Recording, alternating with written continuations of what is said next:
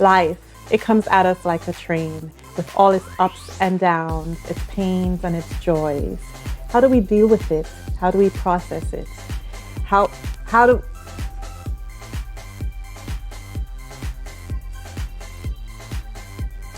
what we learn from life and especially what we teach life back in return makes all of the difference. Welcome to Life Talks.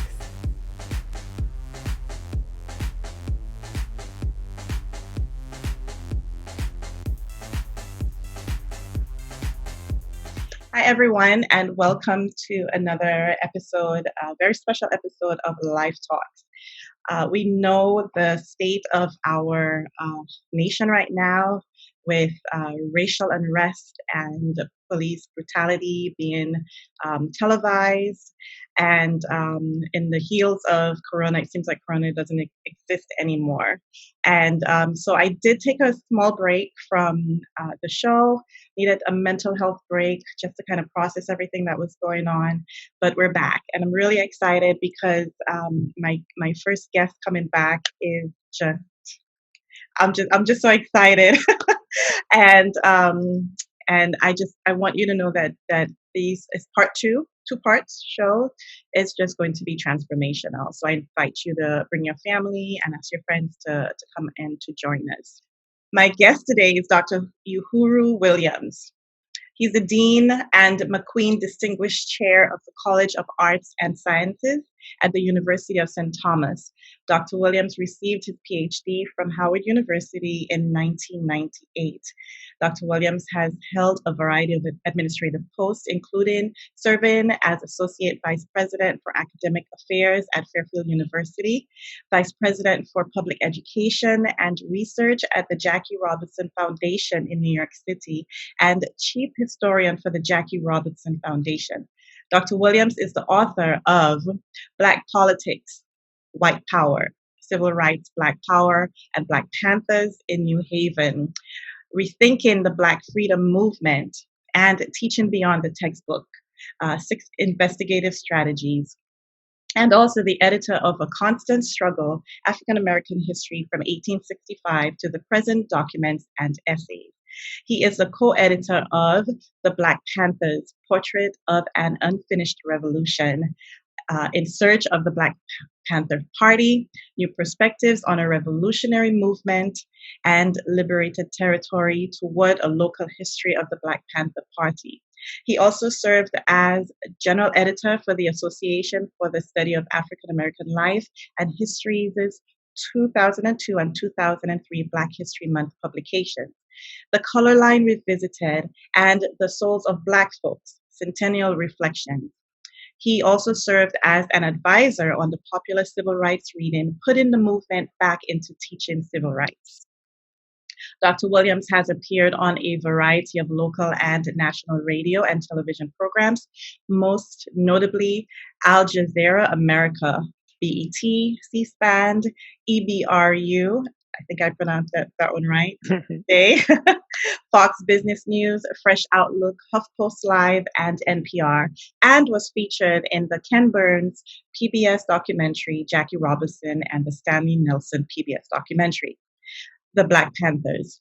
He is also one of the hosts of the History Channel's web show Sound Smart, a regular political commentator on the Cliff Kelly show on WVON Chicago. And Dr. Williams also blogs regularly for the Huffington Post and is a contributor to the Progressive magazine. Dr. Williams' scholarly articles have appeared in the American Bar Association's Insight on Law and Society, the Organization of American Historians Magazine of History, the Black Scholar, the Journal of Black Studies, Pennsylvania History, Delaware History, the Journal of Civil and Human Rights, and the Black History Bulletin.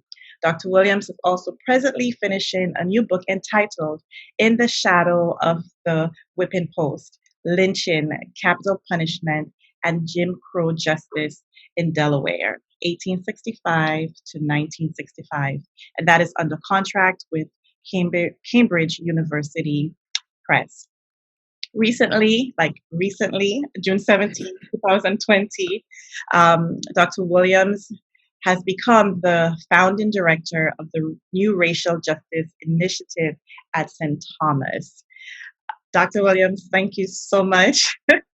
Good to see you. That is a mouthful, but it was needed. It was needed.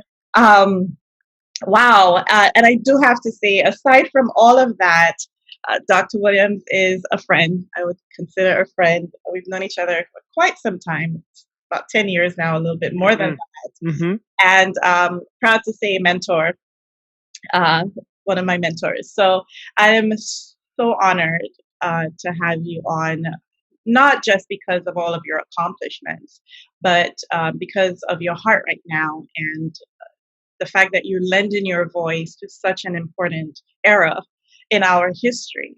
And we need voices like yours that not only are just, it's not a sounding symbol, but you have content and context. Mm-hmm. And so I knew you were really busy, but I'm really, really grateful. And thank you so much for joining us. And welcome to Life Talks. Thanks for having me. You're welcome. So today's Juneteenth, right? We're going to be airing this first part today in light of this holiday or this commemoration of Juneteenth. And in our talks, we wanted to kind of bring a little bit more light to it. I'm from St. Lucia, so I have a Caribbean background, but I've lived in the United States from the time I was a preteen.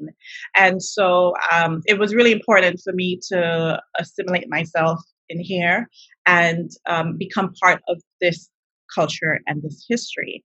But some of what gets lost in our experiences is without having the background and the details and the context of some of these holidays, we just celebrate them. And so I felt it was important that it not just become another celebratory moment in light of this crisis that we're in, where, the term woke, we don't want to just get woke and join in a march and, say, Black Power, we're celebrating Juneteenth. But I had to go back and educate myself properly on Juneteenth. So that if I say I'm celebrating Juneteenth, it's not just hot dogs or, T-shirt that I understand. And in reading about it, it became so solemn. Reading the history and even where we are and seeing that Juneteenth wasn't always, highlighted throughout history. And so I wanted to ask you to help us understand Juneteenth, where Juneteenth started, and let's delve a little bit into why it's so important that we remember some of those uncomfortable moments in history and keep it in the forefront. It's a great question. And in terms of Juneteenth, its first or its origins date back to 1865, when Major General Gordon Granger arrived in Texas, in Galveston, and read the Emancipation Proclamation in Galveston, basically announcing what had already been announced by the Lincoln administration 2 years earlier in the Emancipation Proclamation, that all slaves in those states that were in active rebellion against the Union were free. Now, that's important to note because it really was important to emphasize this as a military exercise. So when people say, well, the slaves in Texas didn't know, in fact, slaves didn't wait for the Emancipation Proclamation to be free. They voted with their feet for freedom. But the Emancipation Proclamation was important because wherever the Union Army went, once you had that Emancipation Proclamation, that would by default make those slaves free. So the reading of that document then simply completed the work begun by the Lincoln administration in January of 1863 of reconnecting the Union, kind of bringing everything together. So that's why it becomes important. For Black folks, for us, the reason it becomes this important commemoration is because Texas is the last state to be brought back into the Union, since it's the most remote outpost of the Confederacy.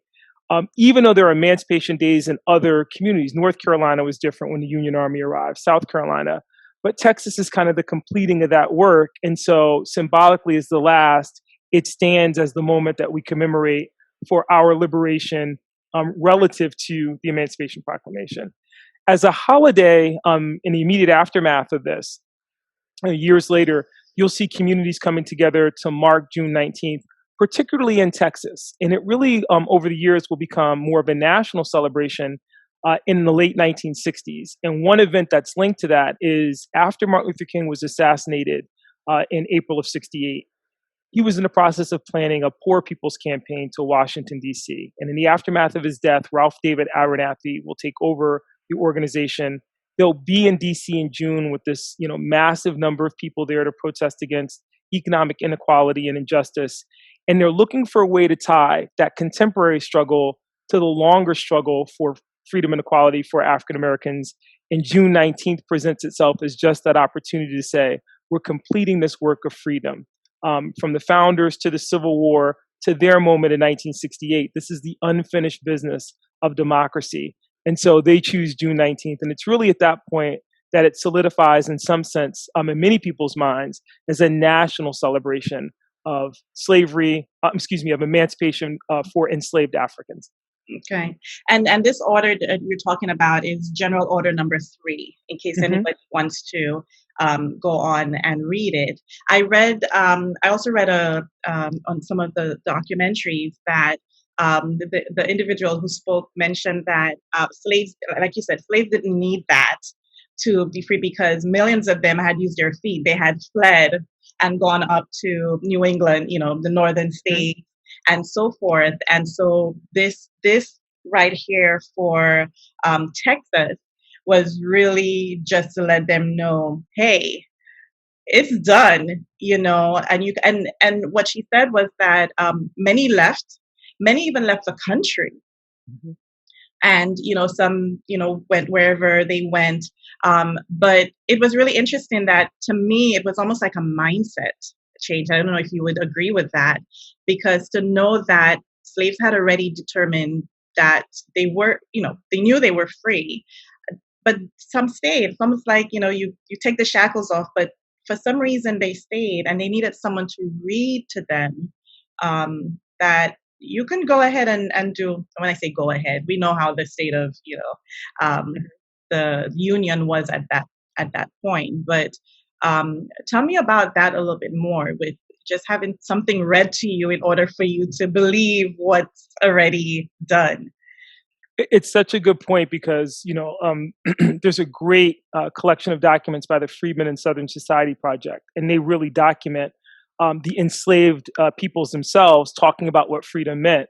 And as you said, they didn't wait for, the Emancipation Proclamation. In fact, one of the reasons that Lincoln has to issue the proclamation, he writes it in September of 62, is that slaves freeing their plantations have precipitated a military crisis for Lincoln's armies in the field.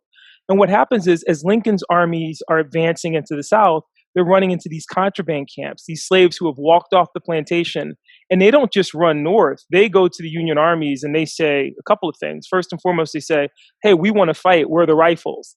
So if you don't have an Emancipation Proclamation in order, can they serve? They have to be free persons to serve.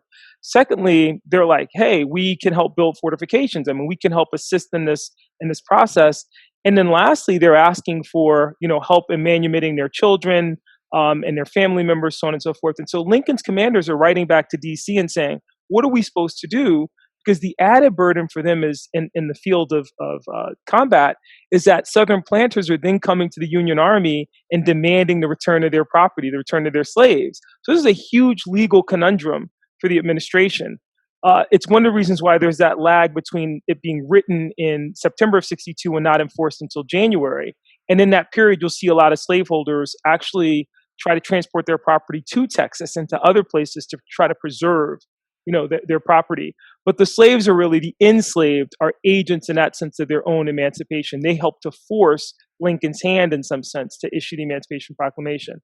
Having said that, the beauty of what you shared, the fact that you get this imagery of Granger reading Order Number 3 in Galveston, and then people hearing for the first time and just making real what in their imagination may have already been real, but then also helping them feel more secure, because we sometimes forget the real terror. We talk about our experience today with the police, and we think about how difficult it is to be a person of color as you're navigating public space and worrying about how people are going to react to you. Then there was always the danger of violent retaliation by slaveholders, by any white person who wanted to put you in your place. So having that official stamp, really solidified that this was real. And even then, there are some slaveholders who, even after the reading of General Granger's orders, don't free their slaves. And again, if they don't know that that's the law of the land, if they haven't heard that, if that hasn't been presented to them, that presents a problem because it allows those people to continue illegally to maintain slaves, to maintain slavery, because these poor people didn't know and weren't in a position at that point to know that legally they were no longer bound in that way. Mhm. Yeah, and it's really important to know that even today, that we need to know the laws of the land so that we can be educated and know our rights. We don't have a lot of these excuses anymore. A lot of these slaves didn't know how to read or were not given access to those documentations, but we kind of don't have that excuse anymore. And so we need to know what our rights are so that we don't stay enslaved in some of these systems that keep us bound as Black people. So with Juneteenth, also known as Freedom Day or Jubilee Day or Liberation Day, a lot of the celebration or celebratory collective gathering of people, like you said, happened down there. But what was really interesting, and this is a segue into another hot topic. What was really interesting is that it was the part of the celebrations, the early celebrations, were used as political rallies to give voting instructions for newly freed slaves. So they would bring political or individuals to come and explain to them that they were able to vote also, and how to do that. So that blew my mind in a sense, because I'm looking at where we are right now. We're in 2020. We're begging people of color to even register to vote, to show up at the polls, just to exercise a right. And I felt that we stopped in the Martin Luther King era, where, as far as history, that's kind of like the landmark of, Black history. But this thing goes all the way back to the beginning, where you're free, but no, let's educate you. These are the rights that you have. And to me, I feel like it has been lost in even the reasons why we give individuals to vote. Now, I'm not a citizen, right now, because of what President Trump has done. There was a stall on any application, so I couldn't do anything right now. But my children are citizens, and they're of age right now, and I had told them better, exercise that right. But some people, including some Blacks, I think I just saw, was it Snoop Dogg, that said he never voted and he had planned on voting this year, and I was like, wait, what? I understand some of the thing. I really do. I understand the frustration. But again, going back to this, if it was so important for these freed slaves to understand the power that they had in a vote, because it was setting up their future generations, I want to circle back in a celebrating Juneteenth. Let's not just celebrate order number 3. Let's also take that example that was set and educate yourself on voting and register to vote. It is a right that you have, and many people died for it. And also with that history, I saw that the rights were slowly being taken away from them. And then here you enter into, Dr. King, who, died, and so many people died just for this right to vote. So it's more than just, if I want to. So can you add to that or share how important this election is, or any election, even on local levels, why we really need to be involved in lending our voice to choosing these officials that are supposed to represent us? Yeah, it's a great question, and it's threefold. So if we look at it historically, the reason it was so important in that moment is that, again, we talk sometimes about African Americans, the enslaved freedmen were supposed to get 40 acres and a mule. In fact, as Eric Foner has written, they got nothing but freedom, and that's important. So how does one distinguish oneself then in that moment as a citizen or as a functioning member of society? voting was the fundamental attribute of citizenship. I mean, that's what made you a member of the community. That's what gave you voice. And they understood that. So when you talked about them wanting to incorporate voter registration drives and voter education into the celebration of Juneteenth, it was like, as we commemorate this moment when emancipation became real, we have to understand that now we have to assume the responsibility of exercising our right to vote in order to elect people who represent our interests locally, at the state level, and nationally. We saw that in Reconstruction, where you have Black elected officials, senators, congressmen. Perhaps the two most known are Robert Smalls and Hiram Revels. But even at the local level, you had African American voters, Black men helping to vote into office. People that would represent them and represent their interests in communities in which they were the majority. At the end of Reconstruction, when you have this violent rollback, and you mentioned it earlier, Latoya, I mean, it's not like, again, we talk about the unfinished business of freedom.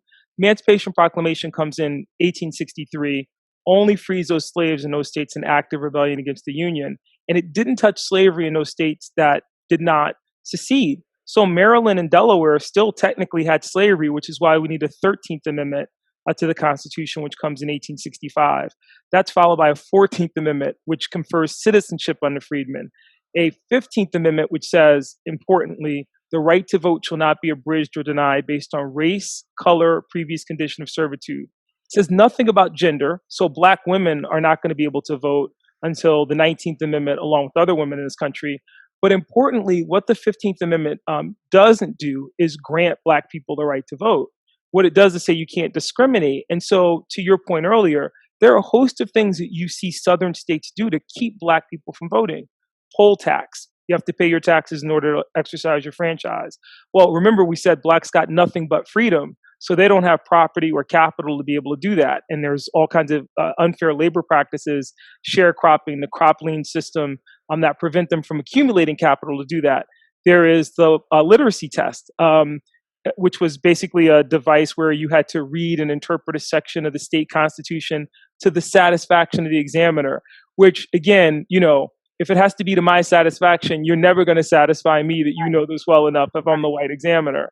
And then last but not least, the grandfather clause, which basically said if your relative, your grandfather, didn't vote in this state prior to January 1st, 1866, you can't vote. Clearly, efforts to undermine the 13th Amendment to the Constitution. And these were unfortunately upheld by the United States Supreme Court.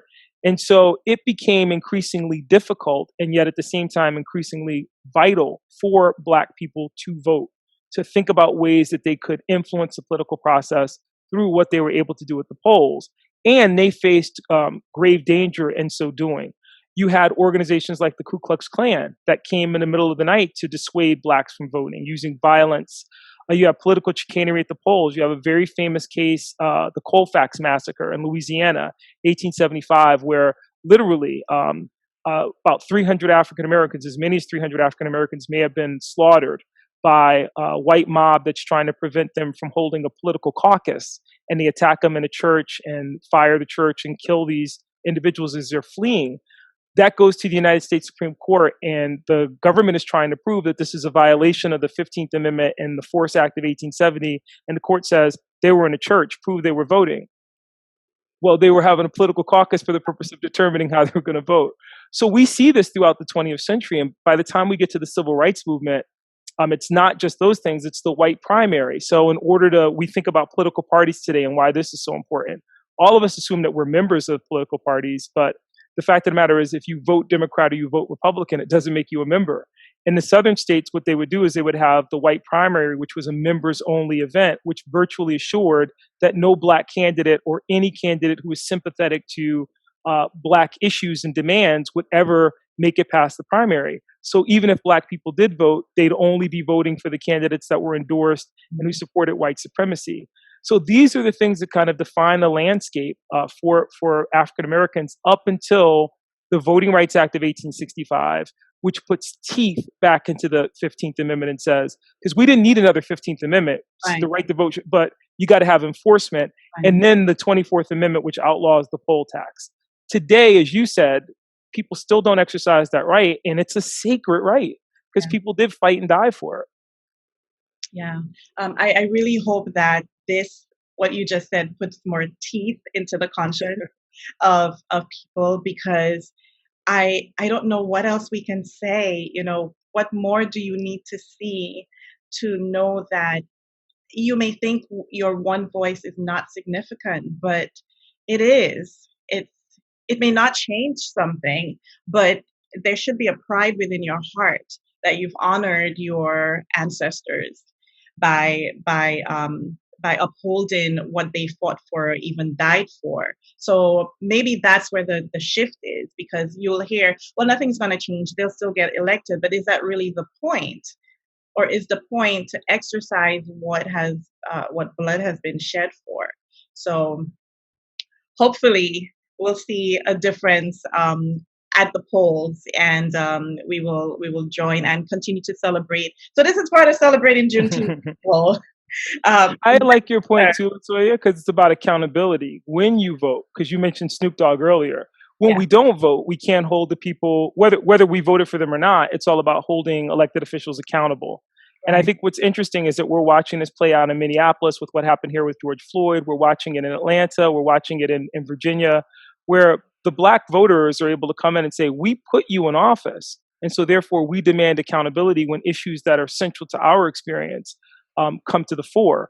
And that's a powerful place to be in. So we exercise collective power in that way, but we need, as you said, everyone to vote in order to be able to exercise that influence. right. And like you said, those officials cannot turn you away. In a sense, you're looking at them saying, I help you be in here, and I can help you be out of here. Um, it's not, you don't own this seat. And that's where I think we don't recognize that they don't own the seats. We own the seats. And if we take our hands off the seats, they'll sit their behinds real heavy on Mm. there, because it's a position of power. So it's like, I've given you the power and told you keep it, where you need to understand you are steward of that power that I've given you. And so I could take it away, or hold you accountable or expose you, because I have that right. But if I stay home and eat Cheetos all day, I can't join in that accountability. Okay, so you mentioned George Floyd. Mhm. Now, I'll insert the joke, because, you know, um, it was funny to me yesterday. So you were at St. Thomas, and I thought, oh, like you said, maybe 99 other percent of people too. I thought you were sitting pretty on the beach, or at least close to the beach, until we talked. And just my ignorance. I mean, I'm thinking, in America, there's not a place called St. Thomas. That's a beach. But then you told me you're, what, 3 miles? Just about 3.5 miles from where George Very was good. murdered. Yeah. And so this is where you live, and this is where you teach. So you're in the hot spot of it. Um, there's a lot that has been spoken about Mr. George Floyd, along with everybody else, all the way down to the beginning of our Black people dying at the hands of what we call right now police or policing. But as far as I understand, the history of police or policing started way back, where they were brought in as guardians or protection of property, Mhm. of property, not people, of property. And their name or their title has shifted throughout history. But they were first brought in to make sure it's always law and order, to protect the white, um, you know, the white property. So I think it was really important that we brought that, again, the root, the origin of policing or police officers, because we say that they're there to protect us. That's what we say. That's what we yell in their faces. You're here to protect us. But at the end of the day, that's not what their role has been, from day one. It has just shifted as we've evolved. They're here to protect property, and they were there to make sure that slaves did what they were supposed to do.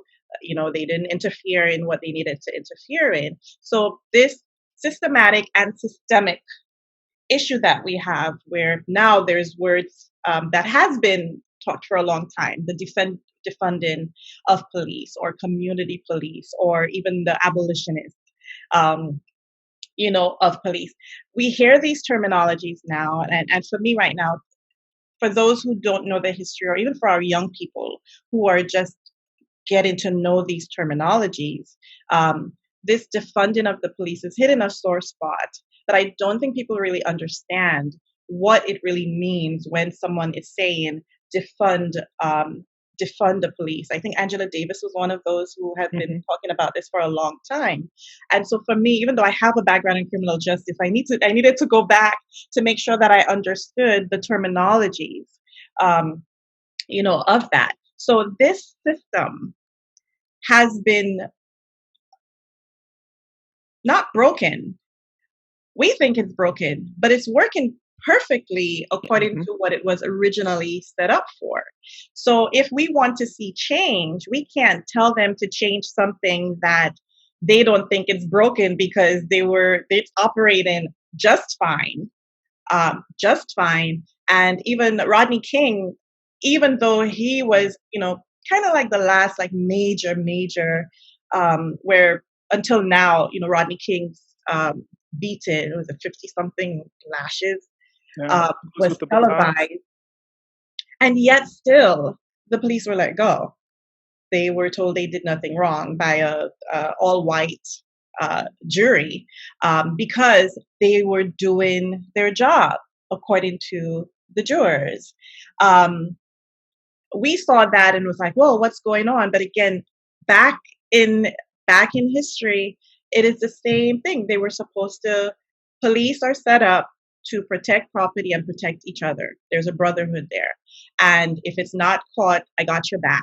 And we will not turn you in. And if we go down together, as we're seeing happening in Atlanta right now, with these precincts just being abandoned because one person is justly charged for murder and a felony account.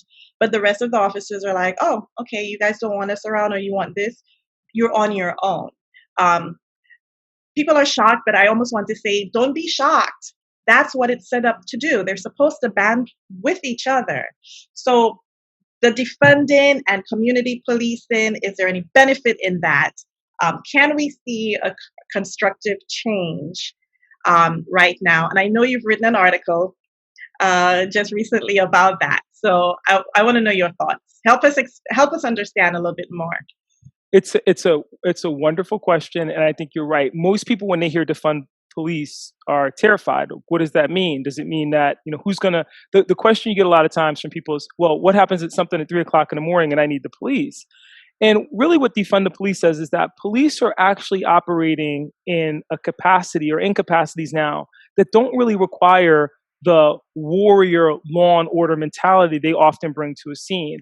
I'll give you a great example. Is we watched, unfortunately, the 30-minute, 40-minute encounter between Atlanta police and Rashard Brooks, who is drunk in a Wendy's drive-thru. If you don't send police, but you send some type of social service workers who are saying, look, you're clearly inebriated. We don't need to arrest you for that. The laws also have to be reformed along with the police, but, let's get you a cup of coffee. Let's pull your car over because you're not going to operate it tonight. Do you have anybody who can take you home? We're not burdening our criminal justice system. We're not criminalizing Black and brown bodies or public space. And we're actually going to shift the way that people see police from law and order, and here comes the popo, and to they're here to serve and protect. But as you said, you kind of have to wipe away the foundations for policing in this country, because it was predicated on protecting white people and protecting white property. And folks say, well, I don't really understand, when you say that, Dr. Williams, where's that coming from? And I said, well, remember, one of the most important aspects of that property was slaves. So when the modern police forces were emerging, not only did they have the responsibility of protecting the institution of slavery, but once slavery passed on, once you got a 13th Amendment, you then had states like Mississippi and Louisiana issue black codes. Those black codes eventually became the foundations for Jim Crow segregation. And if you look at the titles of the police captains in the South at the turn of the century, all the way up to the Civil Rights Movement, they're not just police chiefs, they're commissioners of public safety, because public safety involved more than prosecuting crimes. It involved enforcing separate but equal, enforcing segregation. So a lot of that was about Black people were supposed to be over here, white people are supposed to be over here. Some of the most infamous episodes in US history in terms of racial violence have come by unfair policing. Think about the Chicago race riot of 1919, which takes place in July of 1919. Chicago's hot. You have bathers out at Lake Michigan trying to cool off. They have, I'm going to say this twice, segregated the lake, which is ridiculous because how can you segregate a lake? And a young Black man, Eugene Williams, accidentally floats or drifts into the white part of the lake in an inner tube. He can't swim. White bathers on the beach are incensed that this Black boy would have the temerity, not human enough to recognize that, he can't swim. His friends are trying to say, he can't swim, we want to save him. They begin to hurl rocks and bottles at him. One of them strikes him and he slips through the inner tube, never to be seen alive again. When the police arrive on the scene, the Black friends of Eugene Williams are saying, look, our friend was murdered. And, we know the people who did it. And, and the police say, what are you Black boys doing on the white side of the beach? So even in that moment, we can see historically how policing and that, the concept of policing space and protecting white people and white property has been problematic. It's why people are saying, if you kind of let go of the language of defund and you think more in terms of, or abolish, and you think in terms of reimagine the police. Reimagine what police do, when they're called, what they bring to scenes, lethal versus non-lethal force. Watching Rayshard Brooks was so heartbreaking for me and George Floyd because do you need to choke somebody to detain them? Do you need to bring, firearms to in the Rayshard Brooks case, let him run all day. The reality is you have his car, you have his name, you have all of his information. And so the idea is that if we were to just start fresh and say, let's reimagine what policing needs to look like in this contemporary moment, respecting our roots as a pluralistic society and trying to get rid of some of these racist foundations, maybe we'll get a better system of policing. Okay. So with that, I know that we talk about the decentralizing, right? Or the redistribution of functions to bring in people who are specifically trained, like you said, social workers, mental health, providers and so forth, where they will deal with certain things that we don't need the quote unquote police for, or even train police. One of my dreams is that I really wish that within the police schools, that they would have to take courses that social workers take, to make sure that they understand the human psyche and the mental health psyche of what they're dealing in. So situations like that don't occur. That's my dream. I just, I feel like what is 26 weeks is not enough to get a police ready to deal with, and even homelessness too. I don't think that should be a task for the police. I think the mayor needs to get involved and city officials need to get involved to help deal with our homeless because they're risking being brutalized and no one will know. So that's one thing. Another thing is the decriminalization, like you mentioned, of us looking at the laws again, looking at the criminal justice system and seeing some of these misdemeanors and the taxing of of how heavy they apply those sentences and those those sentences on them.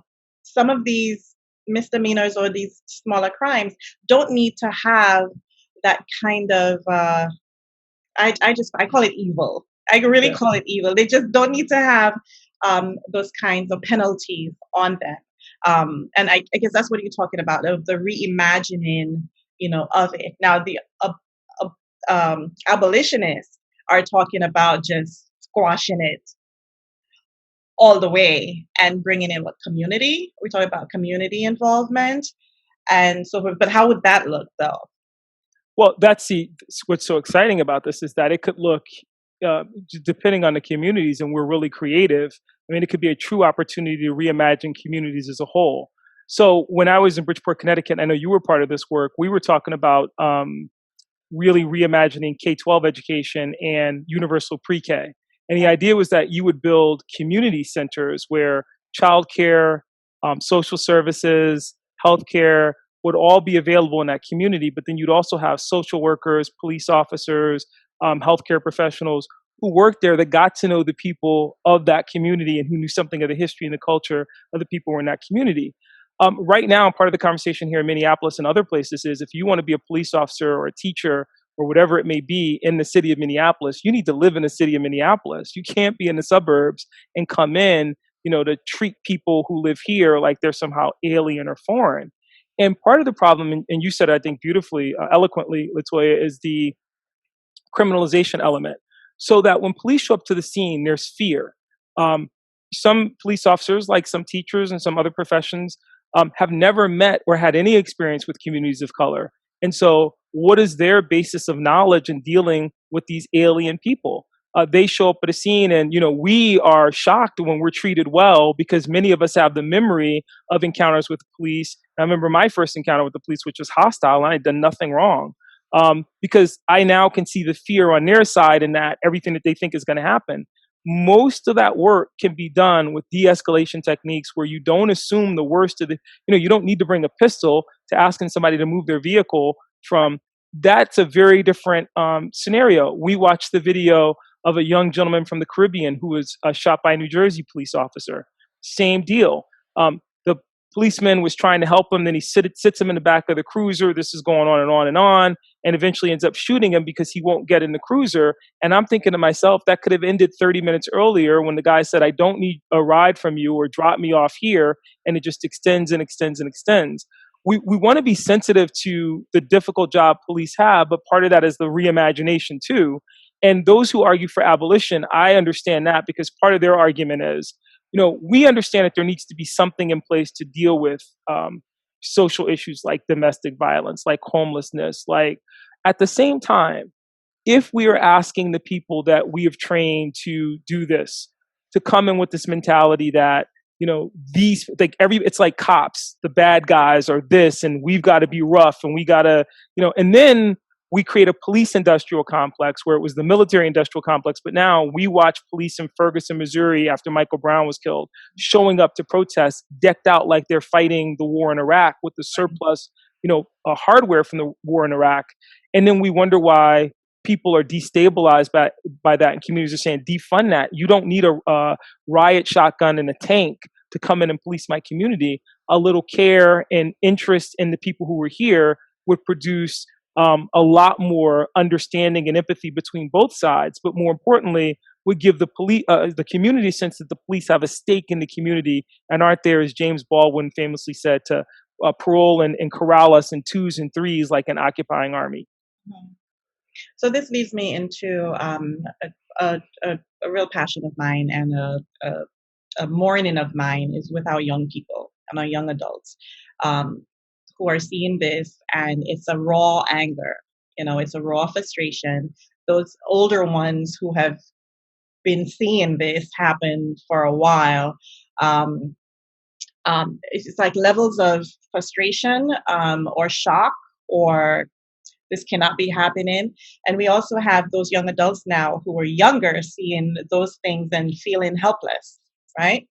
That they can't do anything about it. And now they can. You're seeing this group right now just really energized and involved in protests and so forth.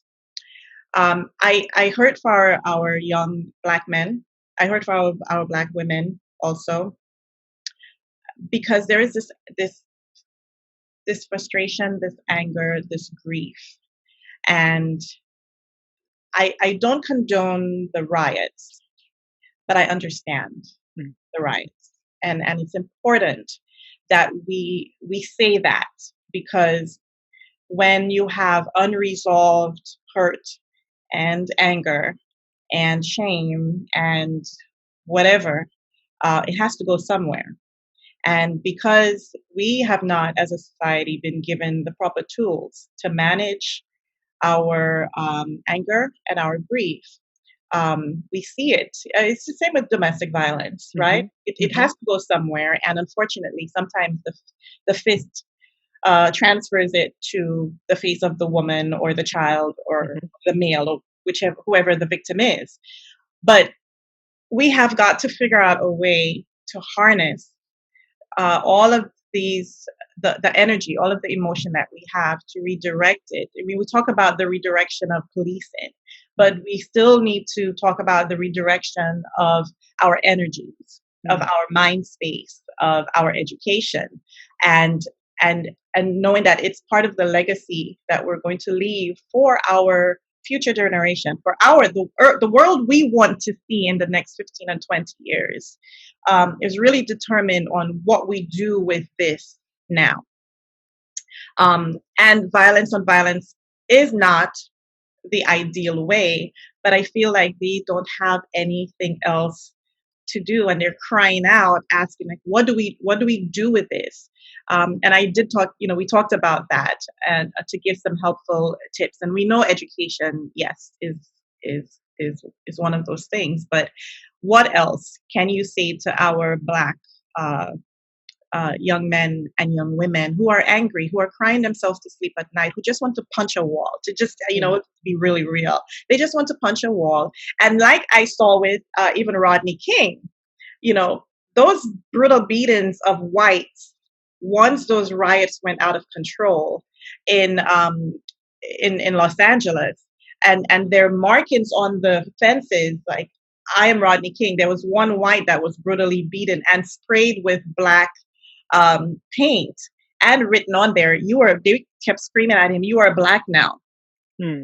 They wanted them to feel exactly what it felt like for Rodney King and other Blacks to be brutalized. It hurt me to see that, because many of them were left for dead. They were over 30 something, that were killed. And that's not what we want to see in our society. That's not what we want to see our Blacks do right now, where you will end up in jail, and then be separated from your family. But we cannot ignore that anger. We cannot ignore that pain. And so I asked you if we can talk about that, and to give some, for now, things that they can do to redirect it, or to de-escalate this feeling that we have, that we want revenge. But I don't want it at the expense of our children.